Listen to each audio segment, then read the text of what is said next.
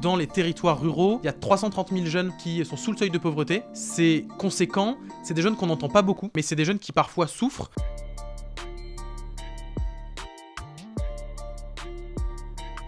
Il est président du conseil d'orientation des politiques de jeunesse. Aujourd'hui, Hugo Huette est face aux jeunes. Bonjour. Bonjour. Merci de participer à l'émission, ça fait très plaisir. Mais merci de ton invitation. Avec grand plaisir. J'ai juste une première question, parce que c'est vrai qu'effectivement, on ne voit pas forcément ce que c'est le conseil d'orientation des politiques de jeunesse. Est-ce que tu pourrais expliquer justement à quoi ça sert, quelles sont les fonctions, quel est le fonctionnement de ce conseil ? Aujourd'hui, le Conseil d'orientation des politiques de jeunesse, qu'on appelle COJ, c'est une instance qui est placée auprès du Premier ministre, qui est composée de 108 membres, qui sont à la fois des élus, des organisations de jeunesse, des syndicats, des agents de l'État aussi, et qui ont deux missions. La première, c'est d'évaluer les politiques publiques en matière de jeunesse. Récemment, on a par exemple travaillé sur le SNU, sur le service civique, sur le contrat d'engagement jeune. Et l'autre mission, c'est de faire des propositions au gouvernement, des propositions en matière de jeunesse. Donc là, c'est le champ est très très large. Ok, et donc du coup, toi, ton rôle en tant que président, très concrètement, ça va être faire quoi ? Ça va être vraiment de porter ces mesures auprès notamment du gouvernement, c'est ça ? C'est ça. En fait, le rôle de président, c'est à la fois un rôle interne d'organiser les débats au sein du COJ. Le rôle, moi, que je vais essayer d'incarner pendant les 3 prochaines années, puisque c'est un mandat de 3 ans. Ok, d'accord. Là, tu viens du coup d'être élu. Je viens d'être nommé Voilà, je viens d'être nommé il y a 3 mois. C'est ça. Non, je viens d'être nommé il y a 3 mois. Mais merci beaucoup. Je viens d'être nommé il y a 3 mois.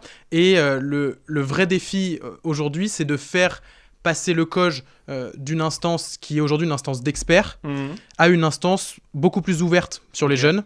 Moi, j'ai envie que les jeunes dans notre pays, quand on leur dit COJ, ça sonne, qu'ils savent, qu'ils sachent que c'est quelque chose qui peut leur être utile.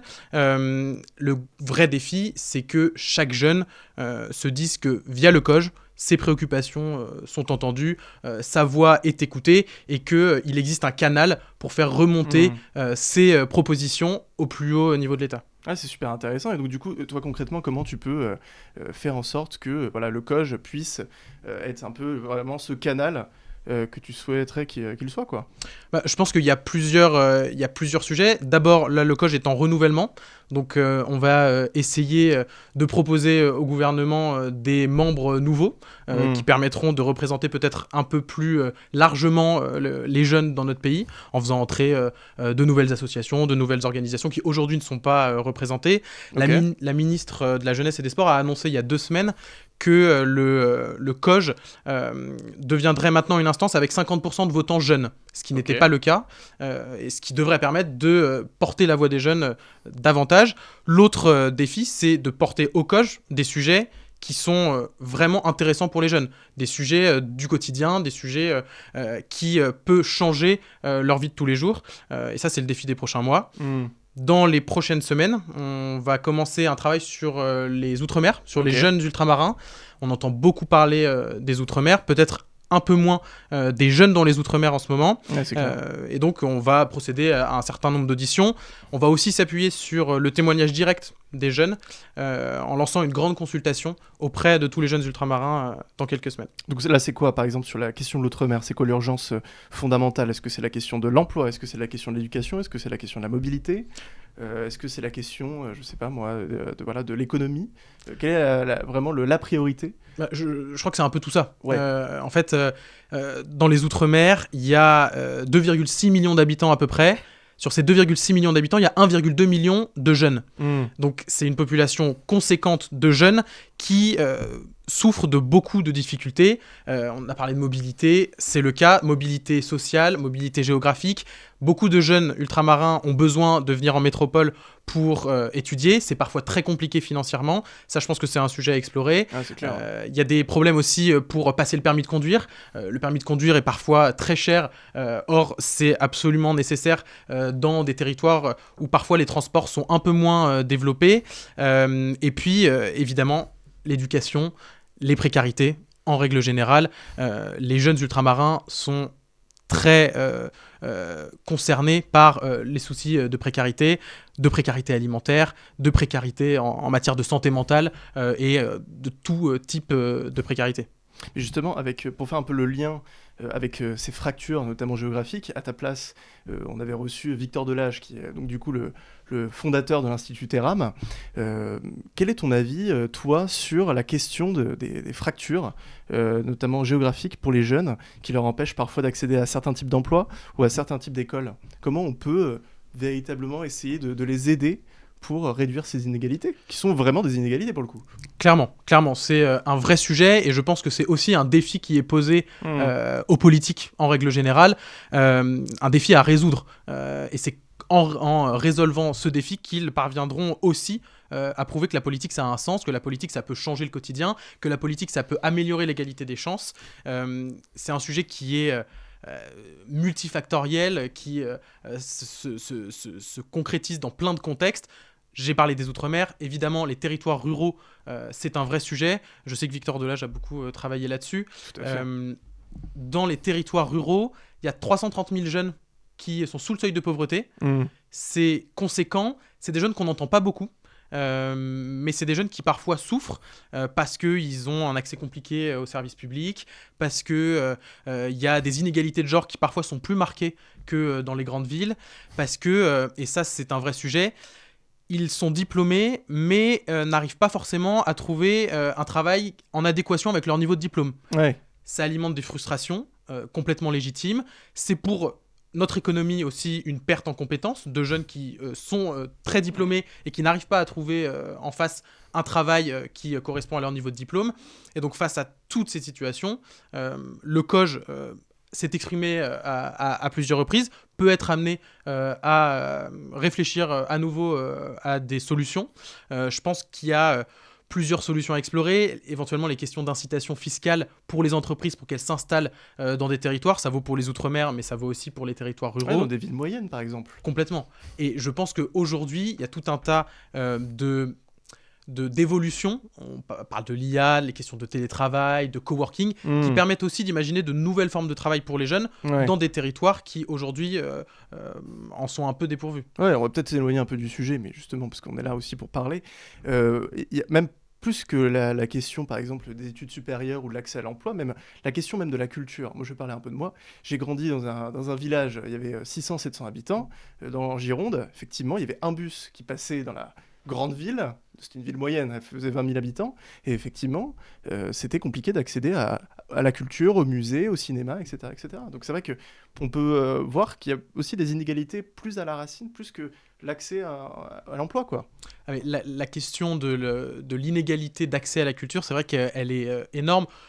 Je me mets à la place de jeunes qui sont en effet dans des territoires ruraux qui sont parfois dépourvus d'établissements culturels. Quand ils regardent à la télé et qu'ils voient que en fait il y a des millions d'euros qui sont investis dans des établissements parisiens, ça peut alimenter une certaine frustration complètement légitime. Le sujet, c'est de trouver de nouvelles formes de dispositifs pour aller vers ces jeunes. Alors moi, là, c'est pour le coup une histoire un peu plus personnelle. Je suis élu dans une ville des Hauts-de-Seine qui s'appelle Asnières-sur-Seine. C'est différent des problématiques rurales, mais il y a dans ma commune des quartiers prioritaires de la politique de la ville qui sont aussi pour le coup assez dépourvus d'établissements culturels, d'accès à ce genre d'endroits. Il y a des dispositifs qui existent. Nous, à Asnières, on a ce qu'on appelle une microfolie. C'est un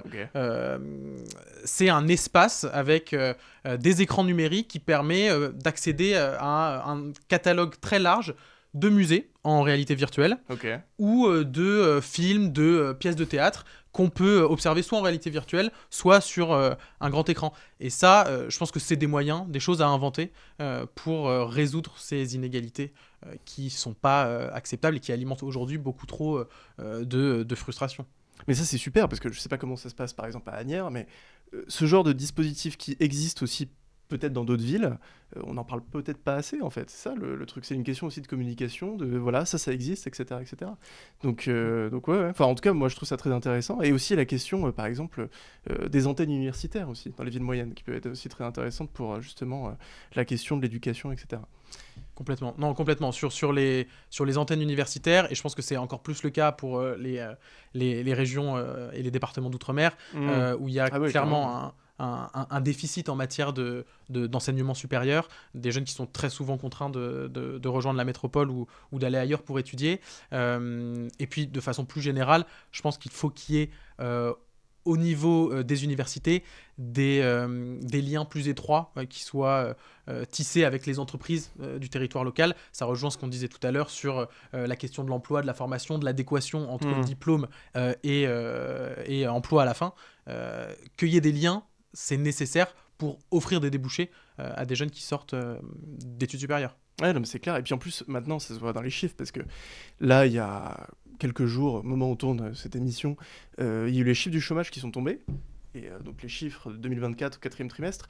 Et là, ce qu'on voit, c'est que là où ça a le plus augmenté, en réalité, c'est chez les jeunes. Oui, non, mais ça, c'est un vrai sujet. Il y a un jeune sur 5 qui n'est pas en emploi et qui n'est pas non plus en études. Donc c'est des jeunes desquels il faut qu'on s'occupe, qu'on leur propose des solutions. Il y a tout un tas de dispositifs qui existent aujourd'hui, mais qui probablement devraient être perfectionnés et devraient être plus connus. C'est clair, Il y a une plateforme qui existe, Un jeune, une solution, mais je ne suis pas sûr qu'elle soit suffisamment aujourd'hui utilisée par des jeunes qui parfois sont un peu hors de tout cadre, et c'est des sujets qu'il faut adresser. Il y a le contrat d'engagement jeune est censé répondre à une partie de ces problématiques, mais il y a tout un tas d'autres dispositifs qui peuvent être imaginés. L'apprentissage aussi peut permettre une insertion professionnelle facilitée. Oui, tout à fait. Justement, quelles sont les grandes orientations que vous avez avec le COJ là, à l'avenir? C'est quoi les grandes lignes véritablement que vous souhaitez un peu installer très concrètement? Alors, le COJ est en renouvellement, donc c'est les membres qui, une fois nommés, décideront des sujets sur lesquels ils souhaiteront travailler. On commence par les Outre-mer. Moi, je leur proposerai un certain nombre de sujets sur la mobilité territoriale, mobilité sociale, etc., sur les questions de précarité et sur les questions de lutte contre l'autocensure, parce que je pense que c'est des sujets auxquels aujourd'hui on n'apporte pas de réponse suffisante, et après on verra si il souhaite s'en emparer. Et comment un jeune là peut participer, prendre part un peu au COJ, vous aider en fait à tracer un peu les grandes lignes sur tous les sujets que tu viens de m'évoquer? Alors, il y a plusieurs possibilités. D'abord, il peut contacter certains membres. Il se trouve que la plupart des membres sont des associations ou des organisations nationales, mais qui ont des antennes au niveau local. Et ça, c'est une possibilité aussi pour les jeunes de se rapprocher. Mais c'est un vrai défi que tu soulignes. Le vrai défi, c'est que chaque jeune puisse porter au COJ ses préoccupations, ses envies, ses idées. Aujourd'hui, c'est pas vraiment le cas. On va essayer de travailler en réfléchissant à de nouveaux outils numériques éventuellement pour que ça soit possible très prochainement. Ok, et donc du coup, toi, c'est quoi tes grandes ambitions là pour le COJ, vraiment, très concrètement? Moi, l'ambition, c'est de faire passer le COJ d'une instance qui est aujourd'hui administrative, reconnue dans son domaine pour son expertise sur les politiques de jeunesse, à une instance qui soit un vrai lien entre les jeunes et les décideurs publics. C'est ça le vrai défi, c'est que le COJ marche sur deux jambes, une jambe expertise et une jambe lien avec les jeunes, parce que je pense que c'est ce qui est le plus important. Merci Hugo Huette. Mais je t'en prie.